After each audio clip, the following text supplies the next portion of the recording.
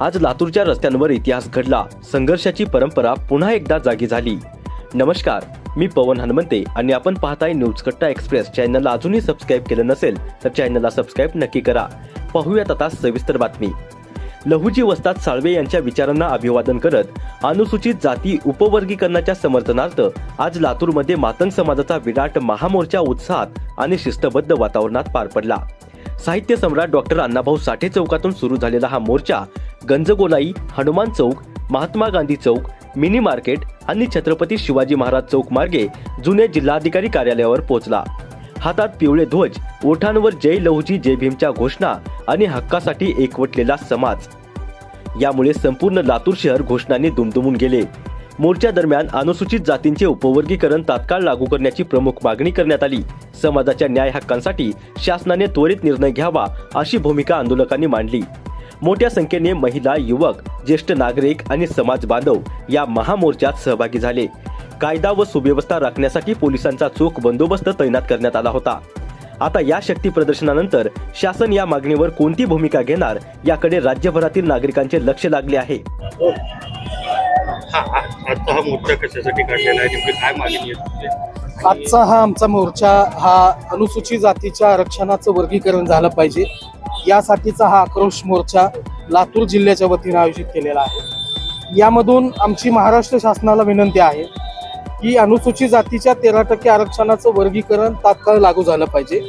Supreme कोर्टाचा आदेश आहे 1 ऑगस्ट 2024चा आणि त्यानुसार 5 राज्यांमध्ये लागू झालेला आहे। महाराष्ट्रामध्ये अजूनही लागू का होत नाहीये। आमची या निमित्तानं या मोर्चाच्या माध्यमातून शासनाला विनंती आहे की 5 राज्य लागू करू शकतं, पण महाराष्ट्रामध्ये जो काही विलंब व्हायला लागलाय त्याच्यामुळे प्रचंड मोठं तणावाचं वातावरण या राज्यामध्ये निर्माण झालेलं आहे आणि हा संवैधानिक आमचा अधिकार आहे। आम्हाला लोकशाहीच्या माध्यमातून संविधानाच्या निर्मितीच्या वेळेला इथल्या तळागाळातील उपेक्षित वर्गांना, उपेक्षित घटकातल्या लोकांना न्याय देण्यासाठी संविधानाचा हा हेतू आहे। अजूनही मातंग आणि इतर उपेक्षित समूह पुढे येताना दिसत नाहीये। आम्हाला हिणवलं जातं। आम्हाला जवळपास देवी देवतांना मानणारा हा समाज आहे, व्यसनाधीन आहे, कोंबडे बकरे कापणारा हा समाज आहे, अशा पद्धतीने आम्हाला हिणवलं जातं आणि आमची निंदा केली जाते, चेष्टा केली जाते। पण हा विरोधकांचा फेक नरेटिव्ह आहे। आमचं आरक्षण हे आमच्या हक्काचं आहे आणि 59 जातींना ते समानतेनं मिळालं पाहिजे। भलेही आम्ही देवी देवतांना मानत असलो पण आमचा धर्म वेगळा आणि आमच्यातली शैक्षणिक पात्रता वेगळी। प्रचंड वेदनादायी जीवन जगणारी माणसं आहेत। अनेक मुलं शिक्षण घेऊनही त्यांना नोकरीची संधी उपलब्ध होत नाही आणि म्हणून आमचं असं म्हणणं आहे शासनाला की त्यांच्या मते जरी आमच्यात अडाणी लोक असले तरी ती शिकतील। आमचं पोतराजाचं पोरग शिकल, आमचं हलगीवाल्याचं पोरग शिकल आणि 20 वर्षानं ते त्या ठिकाणी नोकरीला लागल।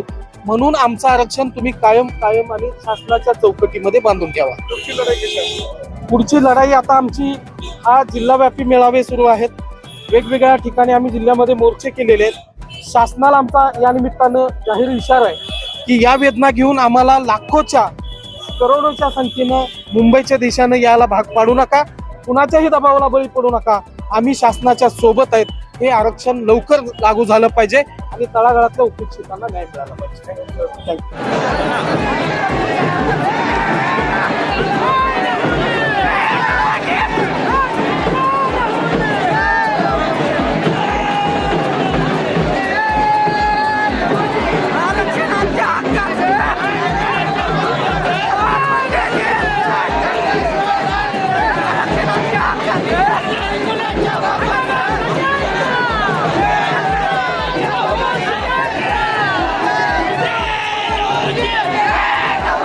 Yeah!